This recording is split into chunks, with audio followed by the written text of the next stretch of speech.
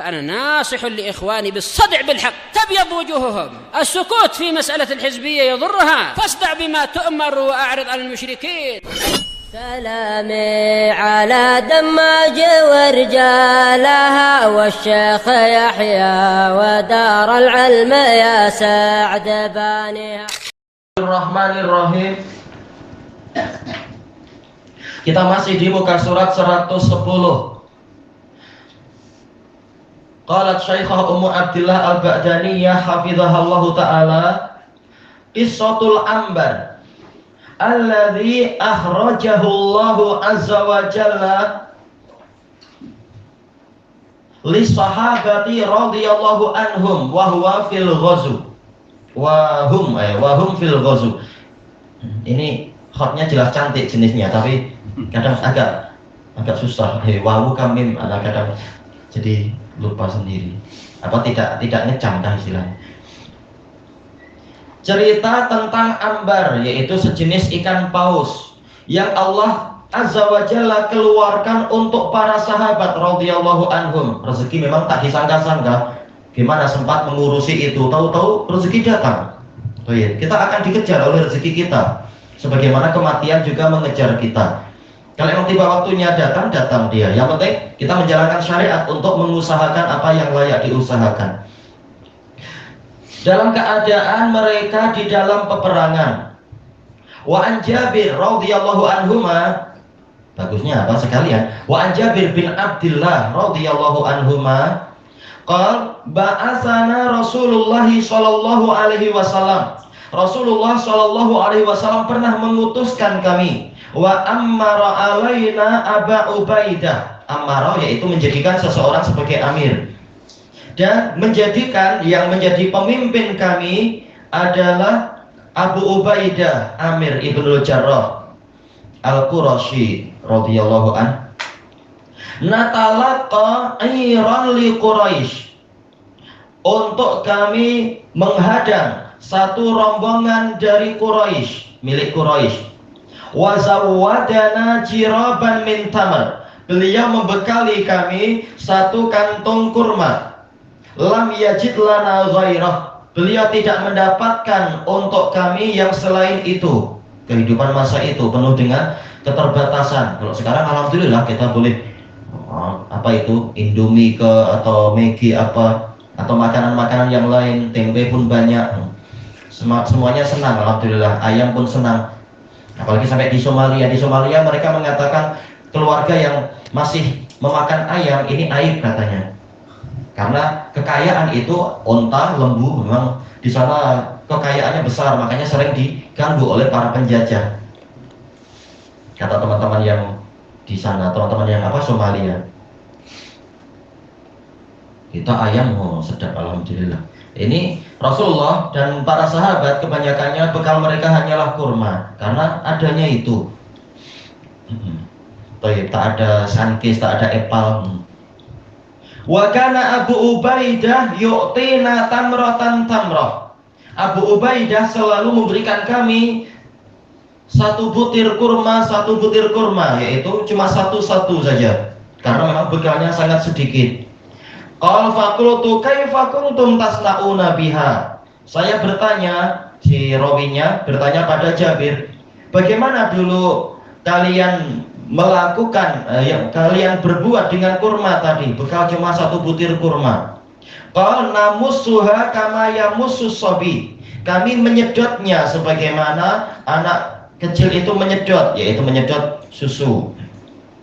Biar tidak cepat habis dimakan, maka sambil berjalan menyedot makanan itu. Mungkin dikasih air sedikit.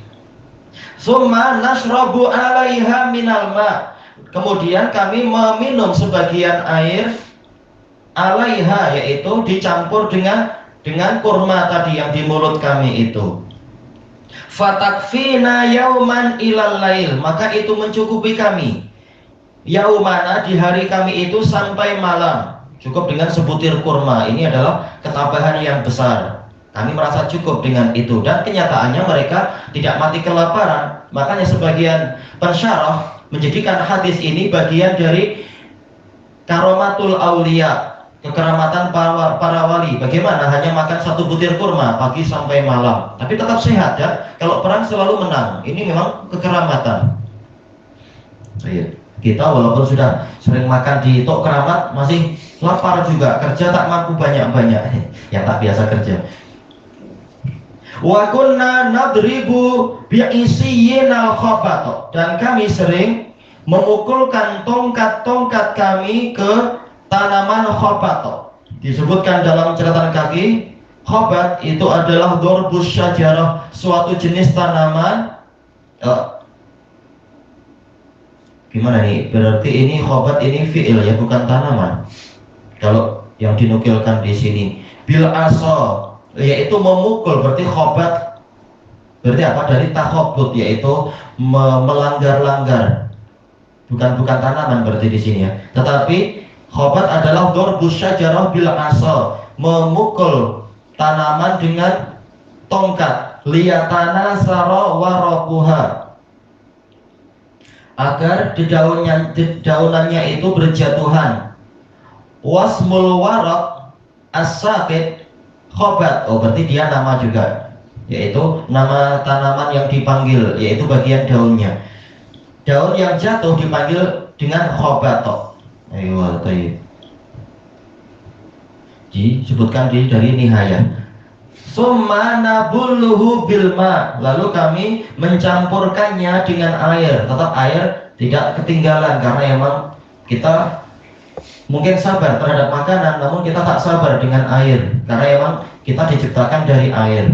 Seluruh makhluk hidup tercipta dari air. Memang kita sangat memerlukan air, melebihi keperluan pada makanan. Fana'kuluh, kemudian kami memakannya. Nah, barang siapa tanya mana dalil kita perlu makan ulam-ulaman, ada. Kalau cari dalil ada ya. Ini ulam-ulaman juga lah. Misalkan perlu, tapi tak perlu. Ini perkara duniawi, tidak wajib untuk mencari dalil secara khusus. Ini halal saja. Qal fantolaqna ala sahilil bahar. Lalu kami berangkat. Mungkin apa? Setelah makan daun-daun dan sebagainya, kami berangkat lagi setelah lihat di suatu tempat di pesisir pantai. Farufi alana ala sahilil bahar kahayatil kasifid dhahm. Lalu dinampakkan kepada kami di atas pesisir pantai itu. Di sini ada naibul fa'il yang tersembunyi, yang terhapus. Ya, terhapus. Artinya adalah syai', sesuatu yang sifatnya kahayatil kasifid dhahm, yang keadaannya itu seperti gundukan tanah yang besar. Kasif yaitu gundukan tanah. Fa'atainah, lalu kami mendatanginya. Fa'idha hiya dabbatun tud'al ambar. Ternyata dia adalah hewan yang dipanggil dengan ambar. Ini menunjukkan dalil-dalil dalam Quran yang mengatakan dabbah itu tidak wajib punya kaki. Buktinya apa? Ikan paus tak punya kaki secara umum, yang makrufnya, tapi tetap dipanggil dabbah. Kullu ma yadubu fil ard, semua yang melata di bumi. Ular pun melata kan, dan dia tak punya kaki secara umum, kecuali menurut sebagian buku-buku tentang dunia hewan. Ular kalau mampu bertahan hidup sangat lama, boleh jadi dia akan tumbuh kaki katanya. Cuma jelas anak tak pernah lihat. Tapi secara umum ular tak punya kaki. Ya, dia geraknya dengan pakai sisiknya itu ya. Qala Abu Ubaidah maitah. Abu Ubaidah mengatakan ini adalah bangkai. Summa qala bal nahnu rusulu Rasulillahi sallallahu alaihi wasallam wa fi sabilillah. Tidak demikian. Bahkan kita ini adalah utusan dari Rasulullah sallallahu alaihi wasallam, dan kita ada di jalan Allah. Wa qad turirtum, dan kalian telah mengalami darurah, keadaan sangat terpaksa. Fakulu, maka makanlah dia. Dijelaskan oleh sebagian pensyarah, ini menunjukkan seorang amir dia boleh berijtihad, dan dia boleh merubah ijtihadnya kepada sesuatu yang diperkirakan lebih bermaslahat. Ijtihad Abu Ubaidah yang pertama adalah ini bangkai. bangkai tak boleh dimakan, lalu beliau membantah sendiri. Tidak seperti itu. Bahkan kita ini utusan Rasulullah, kita di jalan Allah, dan kita ini terpaksa. Walaupun sebenarnya jelas bangkai dari lautan itu adalah halal, tapi kata para pensyarah mungkin di tahun itu Abu Ubaidah belum mendapatkan ilmu tentang itu dari Rasulullah, mungkin belum turun wahyu yang terkait dengan itu, wahyu di dalam hadis. Karena yang makruh ini adalah hadis Abi Hurairah radhiyallahu anhu. Sementara Abu Hurairah beliau masuk Islamnya adalah yaitu setelah Fathu Khaybar, yang mana su'ila Rasulullah SAW apa itu? Anma'il bahar. Rasulullah SAW ditanya tentang air lautan, maka beliau mengatakan huwa tahuru ma'uhu al-hillu maitatuh. Air laut itu airnya suci dan menyucikan, dan bangkainya itu halal. Dan juga hadis dari Ibni Umar radhiyallahu anhuma yang mengatakan apa? Uhillat lana maitatani wa daman. Dihalalkan untuk kita 2 bangkai dan 2 darah. Fa'ammal maitatan adalah apa itu disebutkan di situ? As-samaku wal jarad, yaitu ikan dan belalang. Wadaman adalah al-kabid wat tohal, yaitu jantung dan limpa. Alal khilaf tentang makna tohal, tapi tak masalah. Boleh jadi Abu Ubaidah waktu itu belum mendapatkan ilmu tentang itu, Nabi belum mendapatkan wahyu tentang itu di masa peperangan ini. Dipanggil, kata sebagian sejarawan, sebagian mu'arikhin, peperangan ini dipanggil dengan apa?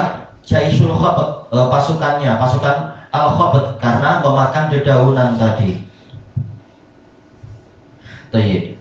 Dan di sini kita mendapatkan faedah orang yang dalam situasi terpaksa dia boleh memakan sesuatu yang hukum asalnya haram. Kita tahu bangkai hukum asalnya haram. Seandainya tidak ada dalil khusus tentang halalnya bangkai apa tadi? Bangkai ikan.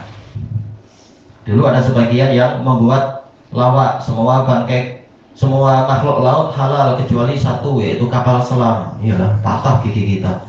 Tapi waktu anak diajak dakwah ke mana itu di sana di Kepulauan Riau, ternyata di situ ada juga makanan dikasih nama kapal selam, sedap juga. Ternyata kapal selam pun halal.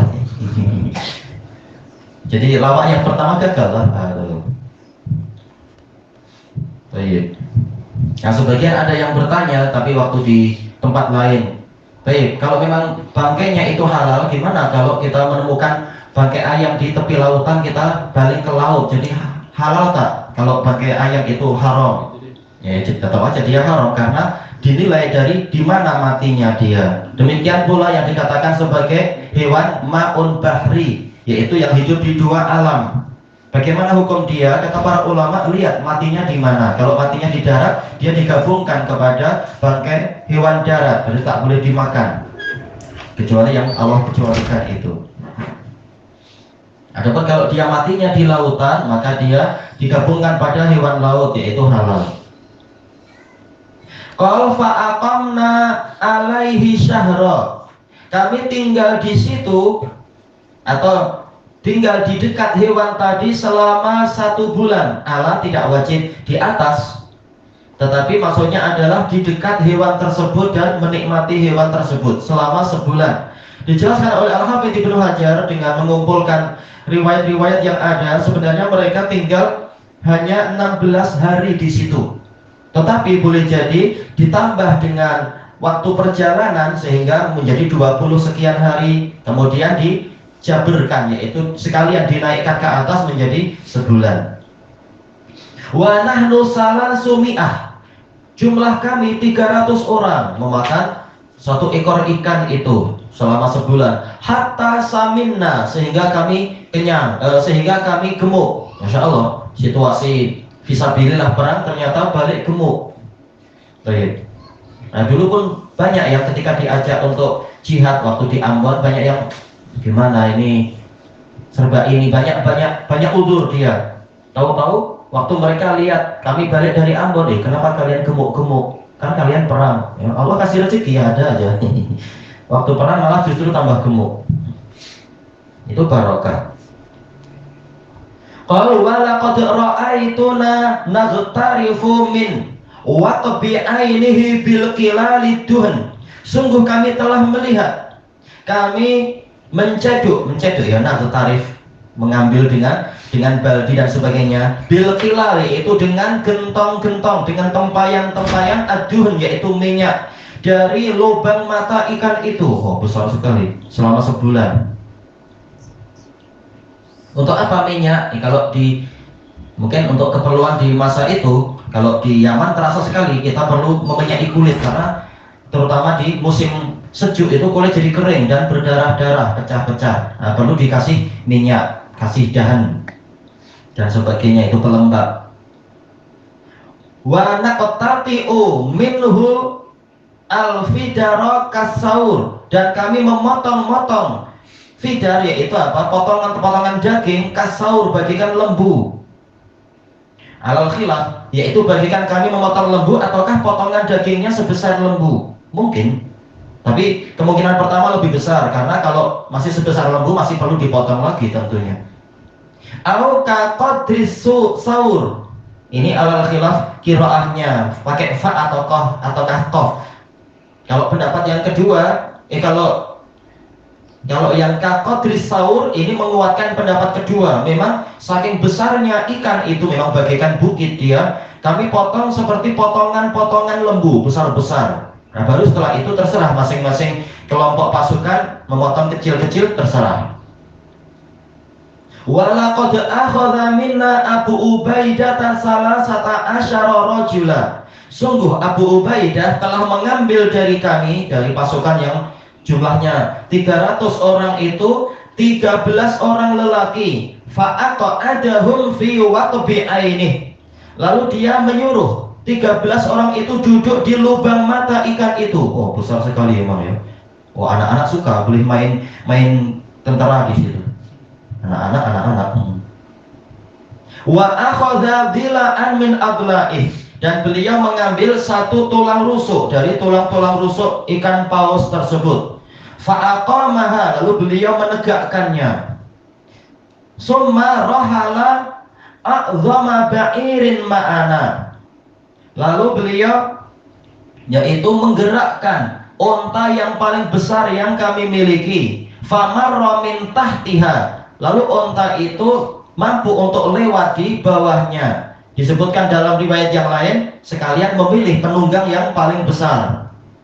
Jadi bukan ontanya kosong, tapi ada yang menaikinya. Ternyata mampu untuk melewati, yaitu tidak sampai menyentuh tulang itu, menunjukkan memang tulangnya tinggi besar. Wa tazawwadna min lahmihi wa sya'id, dan kami berbekal, tazawwada wazan tafa'ala, yaitu tolak. Kami mencari perbekalan dari daging dia itu wasya'id. Disebutkan dalam catatan kaki, qala Abu Ubaidah Al-Qasim bin Salah, al-wasyiqah allahmu yu'khadhu fayughla idla'ah, yaitu daging yang diambil lalu dia dimasak sampai mendidih. Wa yuhmalu fil asfar, dibawa di dalam perjalanan-perjalanan. Berarti dimasak dulu, bukan mentahan. Makanya kalau mentah nanti pasukan bertambah, yaitu apa? Pasukan apa yang datang? Pasukan lalat, nanti lalat datang banyak sekali kalau dia masih mentah. Wala yungdot, tapi tidak sampai dia itu matang, cuma sampai panas saja, mungkin untuk mematikan bakteria atau apa, tapi tidak sampai masak. Ini hurufnya kecil sekali ya. Apa ini ya? Wala yungdoja fayat, apa ini? Yatahiro. Dia ada tanwin di situ. Di atas roh. Cuma aneh ya. Kalau tanwin berarti dia adalah isim.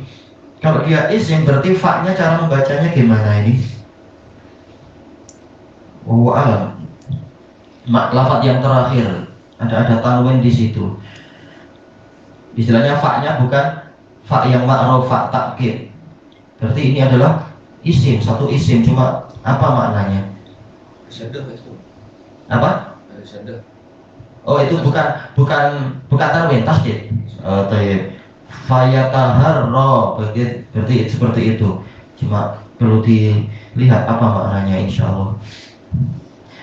Wa za'ama ba'dhum annahu bimanzilatil qadid. Sebagian orang menyangka ini bagikan qadid. Cuma kalau qadid ini adalah yaitu daging yang dikeringkan di panas matahari. Memang ini bagian pengawetan juga, pola pengawetan, tapi dengan pemanasan matahari. La tamassuhun nar, tidak disentuh oleh api. Wa yuqalu minhu, dikatakan dari lafaz tadi, qad wasyaqtul lahm asyiquhu washqan. Intinya adalah memasak kalau menurut pendapat yang pertama itu ya. Wa tashaqqat ittisyaqan, ini penggunaan lafaznya aja. Selesai dari tahdhibul lughah. Kita cari di mana? Falamma qadimna al-Madinah, tatkala kami tiba di Madinah, ataina Rasulullah sallallahu alaihi wasallam. Kami mendatangi Rasulullah sallallahu alaihi wasallam. Kelengkapan ceritanya disebutkan oleh Al-Hafidz, yaitu setelah mereka menunggu sebulan di situ, ternyata waktu itu rombongan dagang dari Quraisy tak jadi lewat situ karena mereka juga orang-orang pandai. Mereka mengirimkan 1-2 orang untuk memeriksa di depan ada bahaya atau tidak. Mungkin mereka tahu, mereka hendak dihadang. Tapi tak apa, pasukan tidak pulang sia-sia, dan dapat pahala akhirat, pahala dunia juga ada. Fadzakarna dzalikalah, lalu kami ceritakan itu kepada beliau. Faqal huwa rizqun akhrajahu Allahu lakum. Itu adalah rezeki yang Allah keluarkan untuk kalian. Nikmat besar sekali ya. Fisabilillah, tak sempat mengurus ini itu, tahu-tahu daging sebesar itu datang. Anak dulu waktu kecil niru teman-teman mancing, tak dapat juga, tak pandai mancing. Cuma dapat udang kecil aja. Ini tidak berusaha mencari, tahu-tahu dapat ikan ambar, rezeki dari Allah. Ini kalau kita ikut perlombaan memancing juara gitu, dapat ikan sebesar itu. Tak mampu angkat. Fahal ma'akum min lahmihi syait fatut'imuna, apakah kalian masih memiliki sebagian dari dagingnya untuk kalian berikan kepada kami? Dijelaskan oleh Imam Nawawi, Rasulullah meminta di sini adalah yaitu apa? Lil mubalaghati fil ibaha atau fit tahlil, yaitu bersungguh-sungguh menunjukkan ini halal. Karena kalau sampai Rasulullah mengatakan sila kalian makan, tapi Rasulullah tak mau, sebagian sahabat khawatir, oh jangan-jangan sebenarnya makruh, cuma Rasulullah kasihan sama kami yang kelaparan atau apa. Maka untuk menutup kekhawatiran sahabat, Rasulullah minta bawa sini, saya juga akan makan, sehingga mereka tentram dengan itu. Dan Rasulullah hukumnya khusus karena Allah Ta'ala telah berfirman, an-nabiyyu aula bil mu'minina min anfusihim. Nabi lebih utama untuk kaum mukminin daripada diri mereka sendiri. Maka tak boleh kemudian para ustadz, sebagian ustadz macam itu mengkiaskan, oh saya posisinya pengganti Rasulullah, lalu boleh minta-minta seperti sebagian ustadz Hizbul Jadid itu pergi ke suatu pulau, lalu dia minta datangkan satai dia. Nah orang bingung, ini sudah jam segini, datangnya lambat, tahu-tahu minta satai. Dicari-cari satu kota, ada satu kedai tapi sudah mau tutup, satenya sudah sejuk, adalah bawa aja. Begitu dikasihkan dia tak syukur, malah dia mengatakan ini sate kan getah katanya. Malu murid-muridnya, malu tidak memuliakan ustadz, cuma ustadznya yang memang zalim. Kalau Nabi lain, statusnya lain. Dalam case ini beliau boleh meminta, sementara Nabi melarang kita untuk meminta kepada orang lain, kecuali kepada pemerintah atau ayah ibu atau yang seperti itu.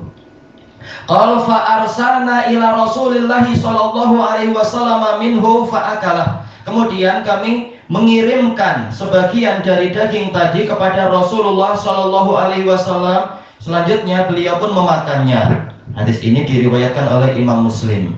Sisi pendalilannya apa? Al-faraj ba'da syiddah, kelonggaran setelah datangnya kesulitan. Ilahuna wallahu a'lam.